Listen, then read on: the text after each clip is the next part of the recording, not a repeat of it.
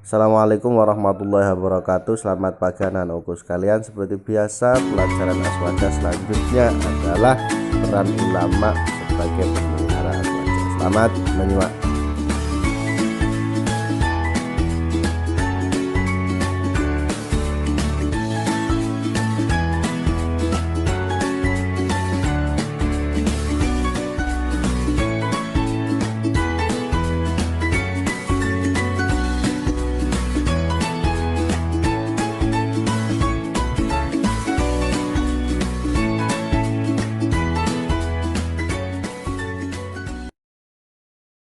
Dalam kehidupan sehari-hari, kalian tentu pernah mendengar istilah yasinan.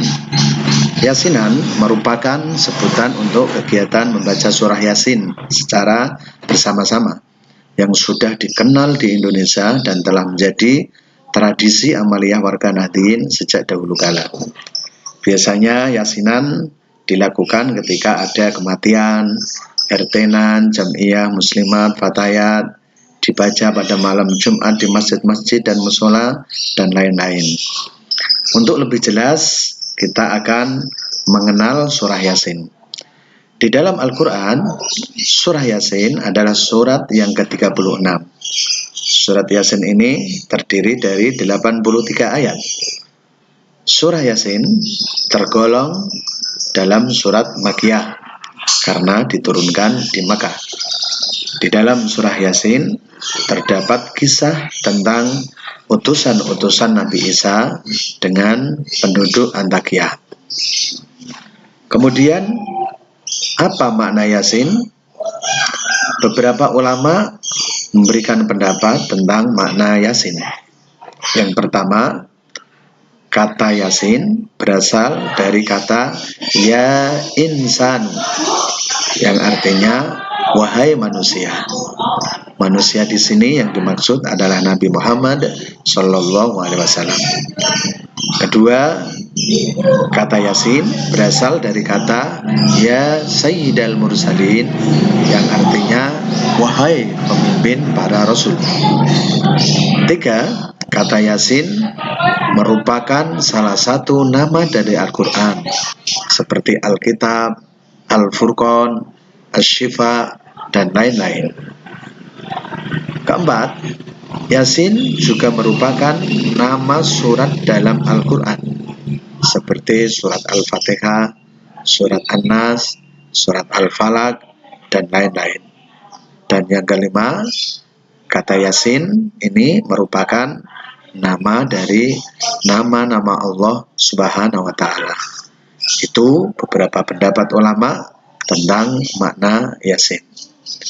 Sekarang kita akan menyanyi bersama dengan judul Ngaji Yasin Yuk, yakni dengan irama lagu Balonku Ada 5. Saya kasih contoh, nanti kalian hafalkan di rumah secara berulang-ulang. Yasin itu surat Quran 83 ayat, surat ke-36 diturunkan di Makkah. Yuk kita ngaji Yasin yuk, untuk kebutuhan kita di dunia dan akhirat, itulah faedahnya. Itu anak-anak, jadi kalian nanti menghafalkan secara berulang-ulang dengan irama lagu Balonku Ada 5, insya Allah nanti akan cepat hafal. Untuk selanjutnya kita akan mengenal dasar hukum untuk membaca Yasin. Banyak sekali hadis-hadis Nabi yang menerangkan tentang faedah dan manfaat membaca surah Yasin.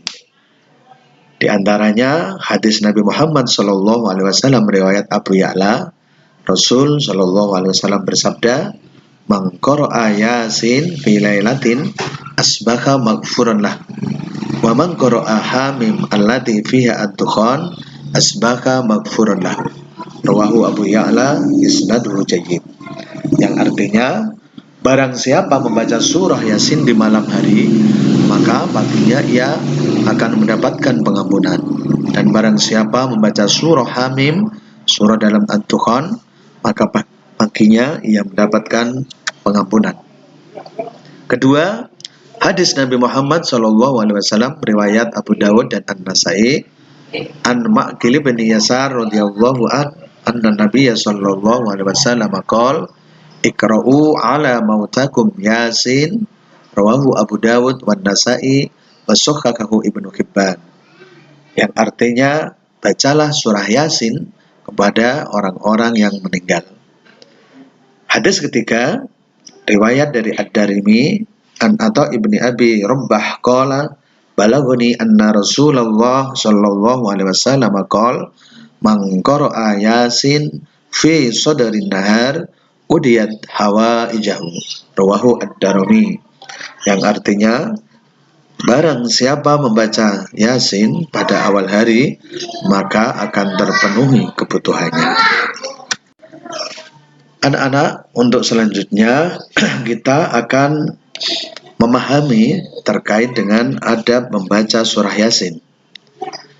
Dalam membaca surah Yasin, ada beberapa adab yang harus kita lakukan persis ketika kita membaca Al-Quran, karena Yasin adalah bagian dari Al-Quran.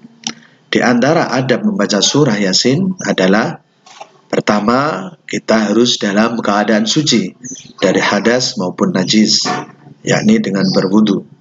Yang kedua, kita memegangnya dengan kedua tangan dengan sopan dan penuh ta'zim, yakni mengagungkan. Ketiga, di tempat yang suci. Yang keempat, dengan menghadap kiblat. 5, membaca ta'awud, yakni kalimat a'udzubillahi minasyaitonirrajim. Yang keenam, dengan membaca basmalah. 7, dibaca dengan tartil.